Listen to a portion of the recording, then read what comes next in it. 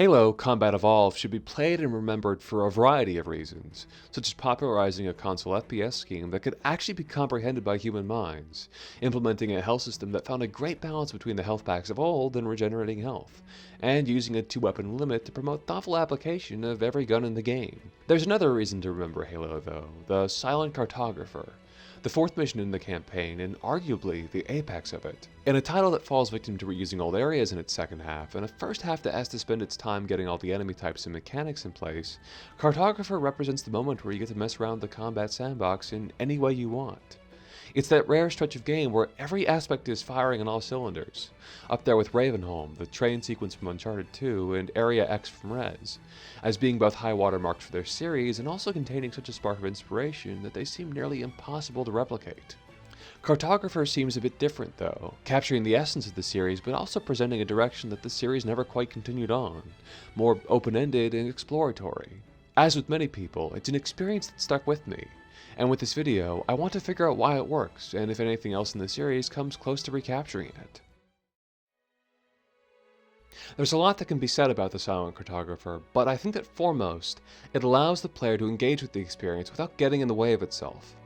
A number of the other missions in Combat Evolved go on a little too long, or to put it bluntly, have the flood in them, and it's led to an experience where you have to brace yourself for the sections of repetition to get back to the moments of fun.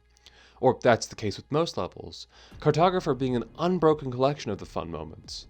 A beachfront assault, some contemplative exploration with breaks for combat, a moment of tension, before a bombastic finale are all housed within the confines of level that take about half an hour to complete. It's a level that has you engage with the bulk of Halo's sandbox, free to experiment with all the mechanics on offer, and with an enemy force that's always interesting to contend with. Cartographer is also unique in how it imbues your actions with a greater sense of importance. That may sound a little grandiose, but let me explain with a couple of examples. Marines are a part of the series' DNA at this point. They assist you in combat, add a bit of levity in what can be a fairly dire series, and give you someone to contrast the quiet frame of the Master Chief against. For all that, they're ultimately pretty disposable. They're essential for operating turrets and can make an appreciable difference in fights, but you're reinforced as needed in most levels, their survival being a minor consideration. If your squad is wiped out, you're all but guaranteed to have some backup by the next checkpoint. This doesn't hold true here, though. The Marines you're deployed with at the beginning of the level are the only reinforcements you have, so if you want someone to operate the turret on your Warthog, you need to keep them alive. So, if your first venture onto the island goes foobar, then your only backup will be the remaining Marines on the beach. Because of this, there's a sense of causality that hangs over the entire mission, that a botched landing might limit the options you have available to you later on. As a result, I find their survival throughout the mission a much higher priority, in contrast to most other missions where having a squad wiped out is less than ideal but forgotten a moment later. It's a sensation that is, I believe, owed to the unique structure of the mission, with its more open-ended design that has you take stock of your resources in a way that you don't when they're constantly being delivered to you. And there are other resources to consider, like deciding how to use your overcharged shields. You can simply think of it as an additional bit of health, or use them to tank some fall damage and get around more quickly. Neither option is better or worse than the other, and they're both viable as a result. These decisions can spiral outward too, as skipping to the final part of the level can save a great deal of time, but it also forces you to fight all the enemies you just circumvented, only this time they have the high ground. Or maybe you save it and end up tanking what would otherwise be a fatal blow. It's these sorts of considerations that fuel the Silent Cartographer, adding an extra layer of decision-making to combat, with repercussions that will impact you outside of the immediate fight. These are minor points and arguably don't capture the entirety of why the level works. Honestly, it's hard to articulate. It's the well-documented variety of the level, utilizing all the enemy types that have appeared in the game so far in novel ways, and it's the amount of tools you're given to play with, overshields, camouflage, and the myriad different weapons. It's the beach landing and the alien vistas, and the tinge of melancholy of being the only survivor on the ride out. It's the fact that it takes place at exactly the right time in the campaign, where it seems like the kid gloves have been taken off and the game is ready to throw you into a ton of different combat scenarios. It's been said that this represents peak Halo, and I'm inclined to agree, distilling all the best aspects of the series into this singular level, offering a combination of scope, beauty, and player freedom that is rarely found in the series. It's certainly the single level that I've revisited the most, and where other moments in the series provide diminishing returns when replayed, I've only grown more fond of this level as my familiarity with it has increased. It's a precedent for level design that I think the later games never quite reached, though some moments come pretty close. I also want to make it clear that, even for all its excellences, I wouldn't want the Silent Cartographer to be the template for every level in the series. There's nothing quite as deflating as playing through an attempt to recapture the brilliance of an original, but I wish that the scope and freedom provided in Cartographer had been represented a bit more in the series. I find myself wondering about if the series had incorporated more open-ended sandbox levels, with more time spent letting the player explore and experiment at their own pace. Scale is never something Halo is wanted for. The games are nothing if not epic, whether you're waging a war for the galaxy's survival on a massive alien installation in the edge of space, or navigating a ruined city while Covenant ships dominate the sky. This is reflected in the missions, with the length and scope increasing dramatically as the series progressed. Cartographer can seem kind of quaint in terms of raw geography then, a tiny island dwarfed in comparison to the sheer distances you end up crossing in later titles. Halo 3 spends its campaign dropping you into vast spaces where armies clash. ODST gives you an entire city to explore, and Reach offers some of the largest, longest, and most varied levels in the series. And yet, none of these campaigns have missions that quite combine the qualities that made Cartographer so iconic. This is in large part due to how many of the choices are essentially already made for you. There are a number of moments where a vehicle is flown in for you or presents itself, and it removes the need to make a meaningful decision. At the end of the level, the Covenant, the player has to fight their way through the final Covenant holdouts before reaching the Prophet of Truth. You have a moment where you see a warthog and a mongoose, where you might have to make a trade-off between mobility and firepower, before a Scorpion tank is dropped off for you and any tactical considerations get replaced with... And then again, moments later, when you reach the Covenant base and 2 Scarabs drop in. Now you might consider ditching the tank for a more mobile vehicle, or keeping it to take them down, but before your synapses even have a chance to fire, some Hornets are flown in for the player, and you're off, given the exact tool for the job. You can still shirk these and use other options, but it seems more like a chance to challenge yourself, rather than as a proper tactical decision. And there's the general rigidity of levels. Cartographer becomes more unique in retrospect with how you can choose in what order to complete objectives. Decision-making is still at play in the later entries, but you never traverse a location in the same way. Parts of Halo Reach come close. The opening farmland area provides some appreciated but ultimately kind of extraneous exploration, and the following sword base has a moment where you can choose the order in which you complete 2 different objectives. It's a neat moment, but only makes up about a third of the mission before heading back into the interior of the base. The area you're given to explore is also fairly limited, as you can make your way around the outskirts of the island without ever going into its interior. Cartographer employs a similar structure, but the island is explored more extensively, and with the indoor combat arenas taking a smaller amount of total playtime, and still offering a greater degree of agency, given that the verticality of the area gives you a chance to skip certain sections. New Alexandria is also a wide-open vehicle section, like Cartographer, only this time placing you in control of a Hornet, allowing you to fly to various objectives and engage in aerial combat. The problem here is that the mission objectives appear in the same order every time, so despite having a whole map's worth of content, replaying the level won't give the player a chance to deviate from their original playthrough. The reason I single this out in particular is the potential it has to be another properly open-ended level, where subsequent playthroughs might have you tackling each objective in a different manner, weighing the benefits of completing a seemingly harder objective first. Out of every mission in the series, I feel that New Alexandria was the closest to iterating on the design of Cartographer, offering a space that players could have spent hours exploring and experimenting in. Another aspect that struck me, urgency. The plotlines of each Halo game often have you racing against time, your character only just able to stop the destruction of the galaxy or escape from whatever facility you're currently stuck in. In this sort of environment, plotting out your route and taking time to explore seems sort of inappropriate, especially given the various characters chiming in, urging you to complete your objective. In hindsight, the Silent Cartographer's mission discount for intel allows you to take things at a slower, more contemplative pace. Even given the countless times I've played the later games, it still feels wrong to me to break kayfabe and meander around, especially when the fate of the universe is at stake. I wish that a few more of the missions gave the player an opportunity to explore at their own pace, rather than reminding them of the gravity of the situation at nearly every turn. With all that said, it's time to discuss ODST, a title that would seemingly fulfill every requirement I've spent the last few minutes kvetching about. And I think it's good, really good in fact, a title I would consider the dark horse of this series, but it fails to properly capitalize on the way its setup could apply the Silent Cartographer structure to an entire game. The concept itself is solid, with the player controlling a lone soldier as they navigate the ruined streets of New Mombasa, trying to piece together how they were separated from their squad and their ultimate fate. Between the flashbacks that serve as the main missions, players have to cautiously explore and avoid patrolling groups of enemies, scrounging for any supplies to even the odds.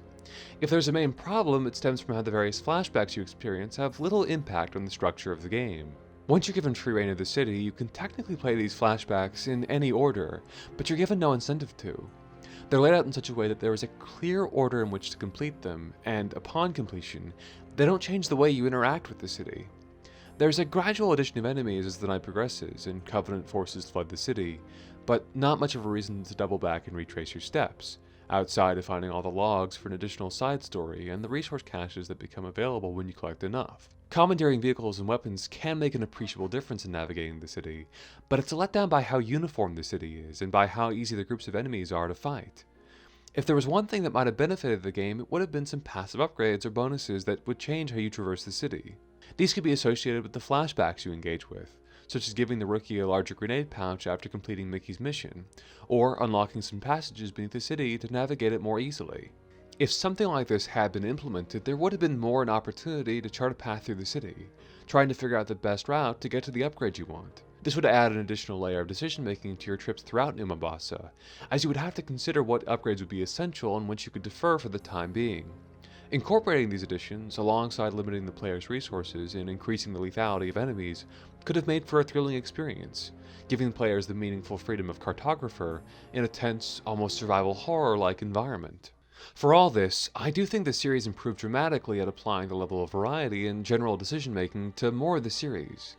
The last 3 Bungie-helmed titles are easily my most played and enjoyed, and it speaks volumes that even in its most restricted moments, there's still a dynamism to fights. How you approach enemies, what sorts of abilities you have, and how they use their own suite of weapons, combined with Halo's penchant for throwing a wrench into the best laid plans, make for 3 titles where I'm always eager to see how encounters will play out.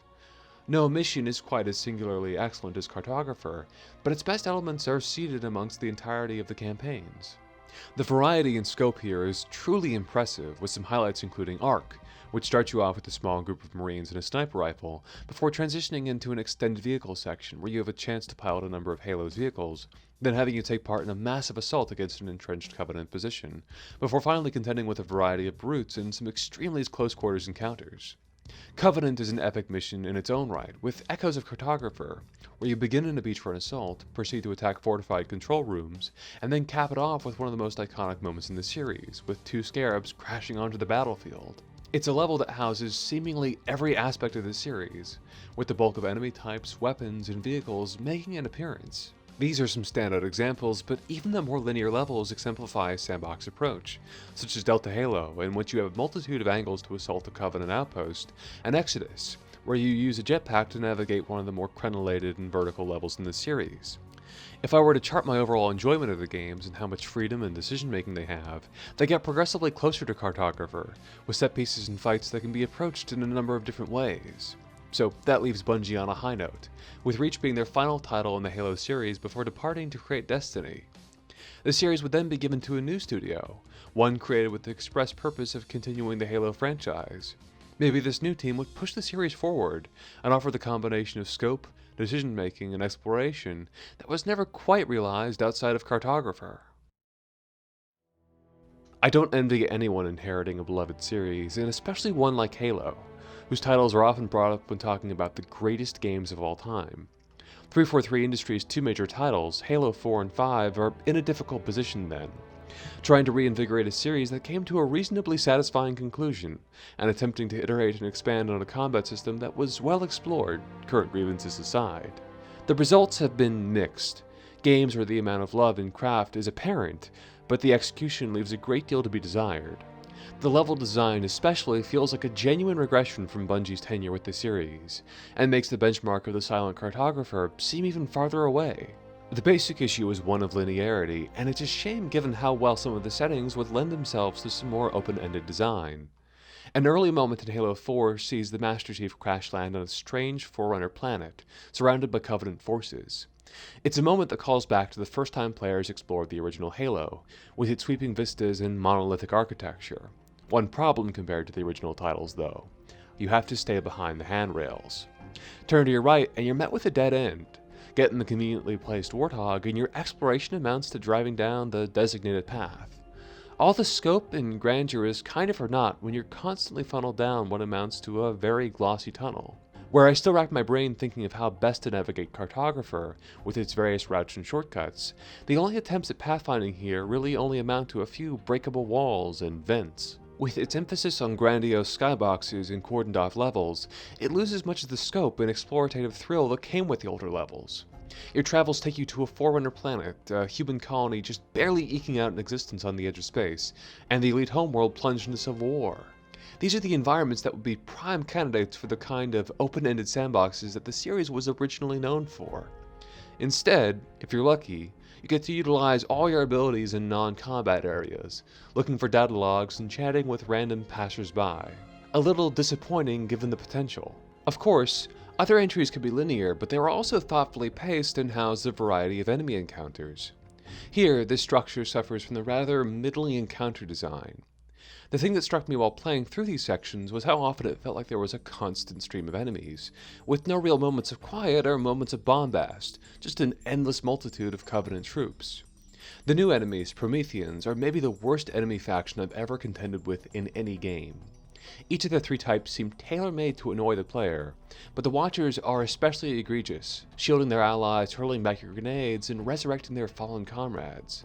All this amounts to is encounters that are often mindless, as this iteration of the Covenant only really demand that you point and shoot, and the Prometheans being so finicky that all you can do is point and shoot, prioritizing Watchers over everything else, regardless of the environment or your loadout. These issues are more noticeable in 4, with 5 replacing the constant annoyance by doubling down on the massive hordes of enemies. It's a major problem as combat becomes fairly uniform across the entirety of each campaign. The game feel prevents it from being totally stale, but all the encounters start to blur together after a while, as you fight waves of Promethean soldiers, Watchers, Crawlers, and the occasional Knight. Even if these titles weren't interested in replicating the structure of Cartographer, they would have done well to emulate its fantastic encounter design. In Cartographer, you fight 4 pairs of hunters, nearly back-to-back, yet these fights remain interesting thanks to the fact that each is distinct. The initial encounter offers you a magnum, overshields, and an open arena to avoid their attacks. The second arena is cramped, forcing you to get up close and personal. The third can see them supported by additional Covenant forces, while you have a chance to use a vehicle against them, and so on. Same enemy, but with a host of variables that change how you confront them. Contrast this with the Warden Eternal, a reoccurring boss character that appears throughout 5, but without the same attention given to make these appearances exciting. Once you've taken him down once with the conveniently placed Forerunner weapons, you've experienced how this encounter will play out every time he reappears in the campaign. With 5 especially, it feels like the shooting never stops, and with level design that needs to accommodate 4 players, the whole game lacks these sorts of considerations, as almost all of its arenas are wide open spaces with what feels like a random assortment of enemies. It's this constant push forward against a sea of enemies that really brings into focus how varied and thoughtfully designed, not just the Silent Cartographer was, but the bulk of the levels and the other entries. The comparisons to a Call of Duty campaign have been made before, but it's accurate. Brief cinematic spectacles before the player takes control to work their way through what amounts to a lavishly produced shooting gallery. It could also be a matter of changing priorities. The 343 Industries wants to create a tightly controlled experience, with an emphasis on guiding the player to the next story beat and having the bulk of decision-making come in the form of your Spartan abilities. This would be a fair argument, but it seems to me that the games do, in fact, want to recapture the size and agency of older titles. For example, the Kraken fight in 5 is a clear successor to the Scarab set pieces of the older titles, only in execution it ends up being a fairly static fight. Impressive visually, but simplistic mechanically, even when compared to the original Scarab encounter in Halo 2. And that's the feeling that characterizes much of the 343 Industries experience. Games with a great potential and a seeming desire to push the series forward, but that end up as a guided tour through some very pretty bits of concept art. The irony of all this is that my favorite level of the bunch is actually the one that embodies this ship the most, and seems like the antithesis of Cartographer. Composer is a tiny level, taking place within the confines of a space station, and, importantly, only has you fighting the Covenant while also giving you a steady supply of marine weapons, equipment that is sorely lacking in the rest of the game. It's a tightly controlled mission, but the encounters end up being much more engaging thanks to the constant variety and environmental flourishes, such as using your dash ability to weave around hunters and ejecting Covenant boarding parties out the airlock. The fights here have a tremendous sense of flow to them, with the player using the generous assortment of power weapons to take on the most enjoyable enemies in the game. It makes me wonder if 343 Industries have pushed in the total opposite direction, dropping the pretense of scale in favor of these tightly crafted sequences. A departure to be sure, but one that would have pushed 343's strengths to the forefront, the game feel and visual spectacle. Not a bad combination. For all that, the upcoming Halo Infinite excites me. Seeing what looks like a return to the design ideologies of the older titles holds a lot of promise, and could potentially mean seeing more levels like Cartographer. But, as I said at the beginning, I don't want to replicate the Silent Cartographer. I'd like to see it expanded and iterated on. You can only experience landing on Halo once, and I'd hate to see that 343 Industries take all the feedback they've received as just make Halo 1 again. I actually want their vision of a proper combat sandbox, building off what came before, Prometheans and all. As of writing this video, it remains to be seen what Infinite will be exactly. An open world game? A games as a service title? Halo with a few truly massive levels? I'm both unsure and optimistic, and my hope is that there will be one or two levels that will be remembered as fondly and replayed as often as the Silent Cartographer. Thanks for watching.